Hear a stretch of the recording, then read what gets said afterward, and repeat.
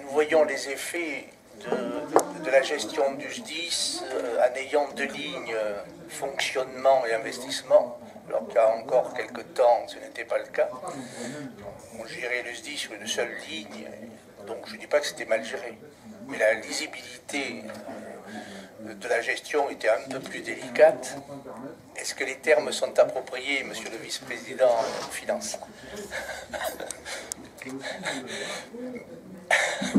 Maintenant, il y a la réalité aussi du terrain. Alors, c'est une somme importante, c'est la subvention du SDIS, mais il faut que nos collègues, si vous le permettez, je vais prendre que 2 ou 3 cas, l'exigence de l'évolution des technologies.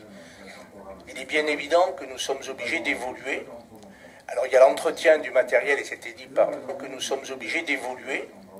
Alors, il y a l'entretien du matériel, et c'était dit par le vice-président, et bien sûr, je vais y revenir, mais il y a également l'acquisition de nouveaux matériels. Parce que l'évolution technologique évolue, et nous sommes obligés d'évoluer. Et cela a un coût. La deuxième chose non négligeable, c'est ce que l'on nous impose alors que nous ne sommes pas demandeurs. Les 3 millions investis pour l'acquisition de bateaux, parce que nous avons des gens ô combien sympathiques, qui se promènent sur nos fleuves, certes, c'est très bien au niveau touristique, pour eux, car les retombées économiques à ce niveau-là ne sont pas du tout évidentes, et si je prends le Médoc par exemple, comme ils repartent en avion, ils ne peuvent pas acheter du vin, des caisses de vin ou autre. Donc, conclusion, ils repartent les mains dans les poches et leur dépense est très, très, très limitée. Les repas non plus, puisqu'ils sont nourris sur le bateau. Donc, conclusion, les retombées ne sont pas évidentes. Mais par contre, au niveau du SDIS, on nous impose d'acheter 2 bateaux adaptés pour venir en aide au cas où, etc. Et pour venir en aide au cas où, etc. Coût de l'opération, 3 millions. Et chose un peu paradoxale, mais c'est l'effet du marché européen. Aucune entreprise française n'a pu nous fournir ces bateaux, donc nous sommes partis en Italie. Bon, tant mieux pour nos amis italiens, on aurait préféré faire travailler certaines entreprises du bassin d'Arcachon ou d'ailleurs, mais c'est comme cela. Et la dernière chose, et que ça aussi qui a engagé des frais, et d'ailleurs nous avons fait l'acquisition la semaine dernière, c'est que nos amis architectes, certes, se mettent au travail, construisent et essaient d'utiliser le mètre carré disponible et d'entasser ces logements. Alors, je ne sais pas, je viens de savoir si c'est bien, pas bien, là n'est pas mon propos.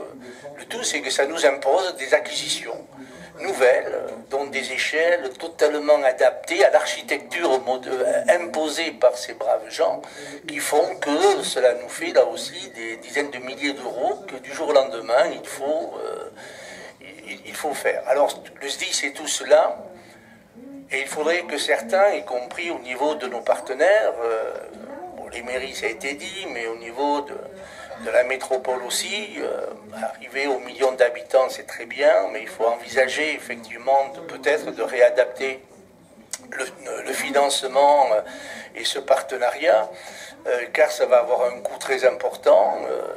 Je reste quand même attaché à ce que j'ai demandé plusieurs fois, c'est-à-dire un rapprochement avec nos collègues de la région, car on ne peut pas demander au SDIS ce qu'on lui demande alors que la forêt a quand même certaines retombées au niveau des compétences de la région. Donc là aussi, chaque fois, le représentant du préfet me dit « oui, bien sûr, vous avez raison, en conseil d'administration, mais nous sommes obligés de rester dans les textes prévus dans le cadre de la loi, des partenariats et des financements. » Ça, je le comprends aussi quand même.